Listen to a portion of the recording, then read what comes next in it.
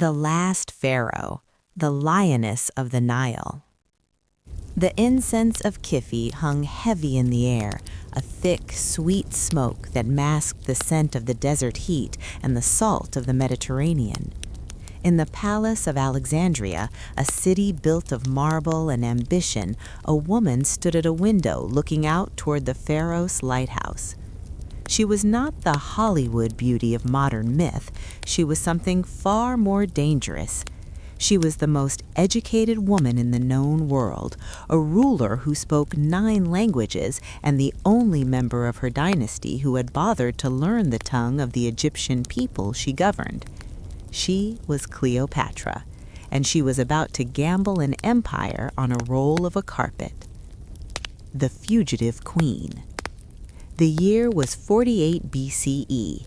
Cleopatra was 21, an exile in the Syrian desert, ousted from her throne by her younger brother husband, Ptolemy XIII, and his shadowy advisors.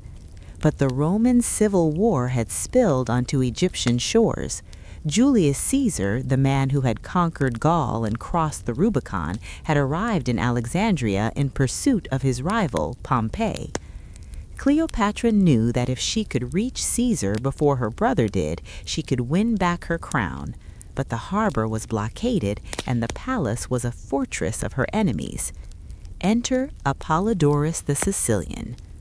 Under the cover of twilight, the Queen of Egypt bundled herself into a coarse laundry sack, or, as legend prefers, a heavy, ornate rug. Apollodorus carried the package past the guards, claiming it was a gift for the Roman general.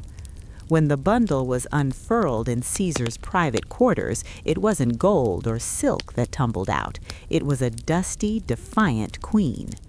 Caesar, a man of 52 who had seen everything, was instantly captivated, not just by her youth, but by her audacity and her wit.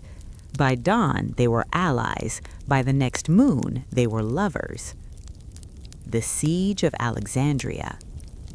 The alliance sparked a brutal war. Ptolemy XIII's forces besieged the palace, trapping Caesar and Cleopatra inside. This was the moment the great library of Alexandria, the repository of all human knowledge, famously caught fire. Cleopatra watched from the parapets as the scrolls of poets and scientists turned to ash, a symbol of the world she was trying to save from chaos. Eventually, Roman reinforcements arrived. Ptolemy XIII drowned in the Nile, his golden armor dragging him to the riverbed. Cleopatra was now the undisputed queen, but she was a queen of a Roman protectorate. To solidify her power, she did something scandalous. She invited Caesar on a 2-month procession up the Nile. On a massive, multi-storied barge that resembled a floating palace, she showed the Roman general the antiquity of Egypt, the pyramids that were already 2,500 years old when she was born. She gave him a son, Caesarion, Little Caesar, the only biological son the dictator would ever have. The Roman Scandal. In 46 BCE, Cleopatra moved to Rome. She lived in Caesar's villa across the Tiber, a foreign queen in the heart of the Republic. The Romans hated her. She was too bold, too rich, and too influential. When Caesar erected a golden statue of her in the temple of Venus Genetrix, the outrage was palpable. She was there on the Ides of March 44 BCE. When the daggers went into Caesar's back in the Senate, Cleopatra's world collapsed. She fled Rome under the cover of night, returning to Egypt to find her country ravaged by plague and famine. She didn't despair. She opened the royal granaries, stabilized the currency, and waited for the next Roman titan to emerge. The meeting at Tarsus. That titan was Mark Antony. He was Caesar's loyal lieutenant, a man of appetites and grand gestures. To summon her to Tarsus, he expected a vassal to come begging. Instead, Cleopatra arrived on a ship with purple sails, silver oars, and a deck covered in rose petals. She was dressed as Aphrodite, the goddess of love. While the world remembers their romance, it was at its core a political merger. Antony needed Egypt's wealth to fund his wars against Parthia. Cleopatra needed Roman legions to secure her children's inheritance. Together, they formed the Inimitable Livers, a club dedicated to decadence, philosophy, and power. For a decade, they ruled the East. Cleopatra birthed 3 children by Antony, the twins Alexander Helios and Cleopatra Selene, and young Ptolemy Philadelphus. She wasn't just a queen anymore. She was the queen of kings, ruling over a revived empire that stretched into the Levant and Cyprus. The War of Propaganda. In Rome, Octavian, the future Emperor Augustus, watched with cold fury. He couldn't declare war on Antony. That would cause another civil war the public wouldn't stand for. Instead, he declared war on Cleopatra. He painted her as an Eastern enchantress who had witched a brave Roman general. He called her a drunkard and a whore, claiming she wanted to rule Rome from the throne of Alexandria. It was the greatest character assassination in history. The final act, Actium. The conflict culminated in the naval battle of Actium in 31 BCE. The Egyptian and Roman fleets clashed in the Ionian Sea. In a move that still puzzles historians, Cleopatra and Antony fled the battle before it was decided, retreating to Alexandria as Octavian's forces closed in. The end was cinematic. As Octavian's troops entered the city in 30 BCE, a false report reached Antony that Cleopatra was dead. Distraught, he fell on his sword. He was brought to the monument where Cleopatra was hiding, and he died in her arms, covered in his own blood and her tears. Cleopatra was now a prisoner.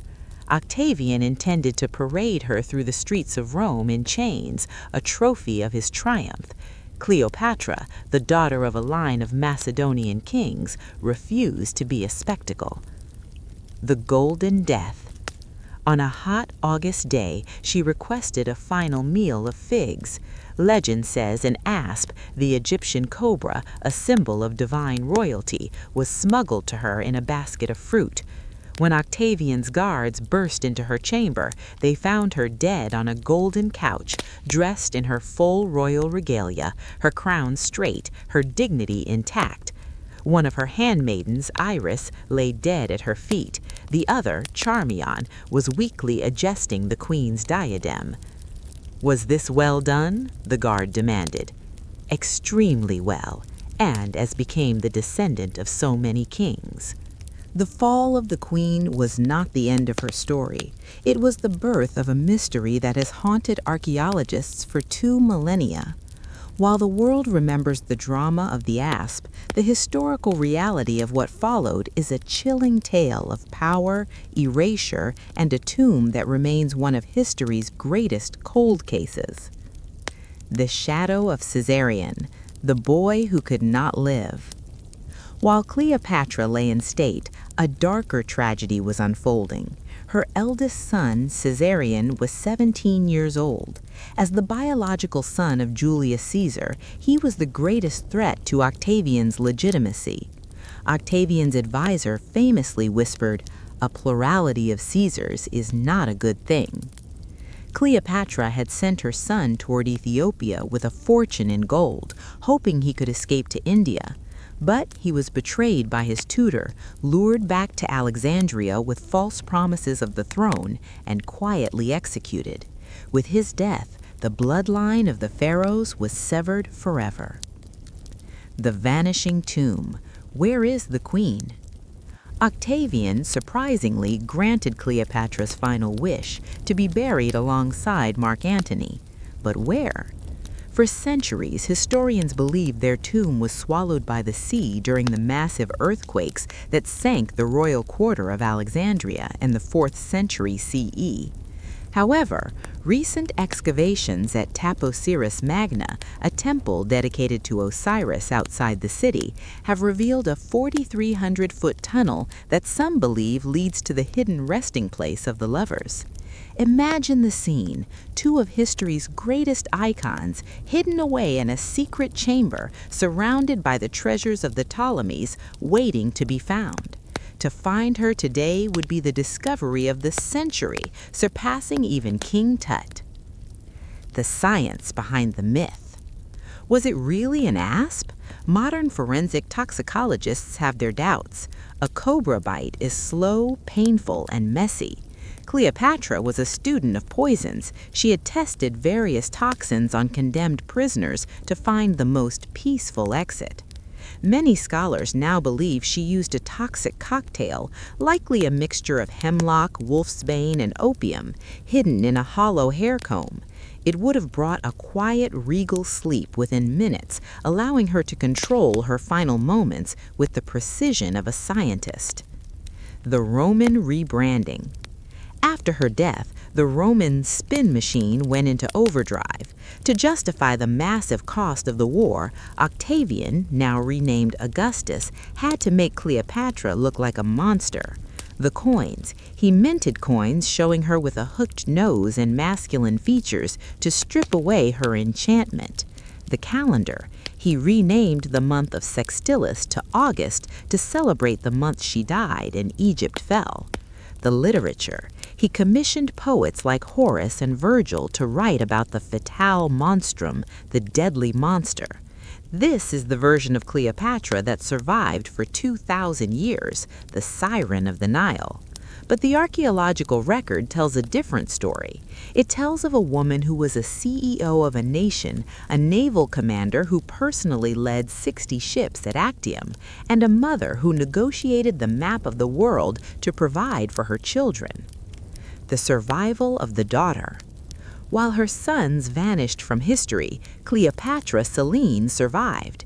She was marched through Rome in gold chains, but her mother's spirit lived in her. Eventually, she married King Juba II and became the Queen of Mauritania, modern-day Algeria. There, she built a city in the image of Alexandria, ensuring that her mother's Greek and Egyptian culture survived in North Africa. Through Selene, the Lioness of the Nile saw her lineage continue for centuries as rulers and thinkers. Cleopatra VII didn't just rule Egypt, she defied the inevitable. In a world of Roman steel, she used intellect and culture as her weapons. She remains the ultimate icon because she proves that even if you lose the war, if you play your cards right, you can own the immortality that follows. The legend of Cleopatra concludes not with a whimper, but with a lingering silence that echoes across the Mediterranean. As the dust of the Roman legions settled over Alexandria, the vibrant, cosmopolitan world she had fought to preserve began to fade into the rigid structure of the Roman Empire. The woman who had once been the richest person on earth, a polyglot queen who balanced the scales of power between East and West, became a ghost in the very city she loved. The final silence. After her death, Augustus ordered her statues to be torn down, with one notable exception. A wealthy friend of Cleopatra paid 2,000 talents to save her monuments from destruction, ensuring that her image would remain in the temples. It was a testament to the loyalty she inspired. She was not just a monarch to her people, but a living goddess, the new Isis. Her children by Antony were taken to Rome, raised by Octavia, Antony's ex-wife and Augustus's sister, a final irony of history. They walked the streets where their mother had once been a guest of Julius Caesar, now as orphans of a fallen dynasty.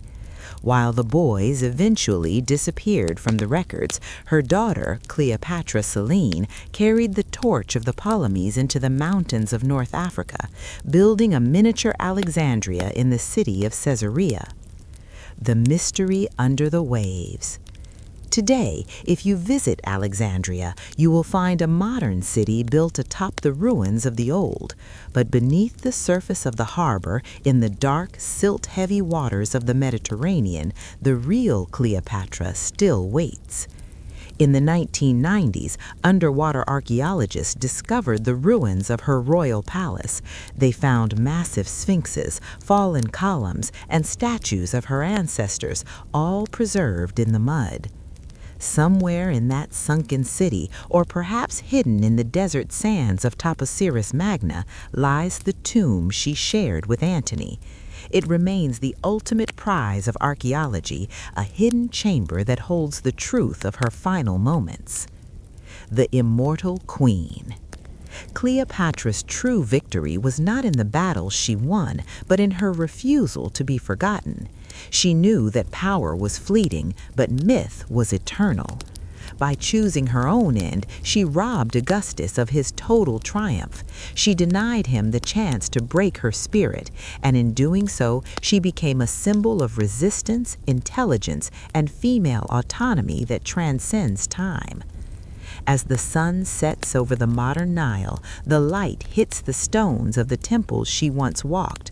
The hieroglyphs might be weathered, and the gold might have been melted down centuries ago, but the name Cleopatra remains the most powerful word in the history of Egypt. She was the last pharaoh, a woman who dared to dream of a world where Alexandria was the center of the universe, and for a few brilliant, chaotic years, she made it so. The story of the lioness ends here, but her legend is written in the very salt of the sea.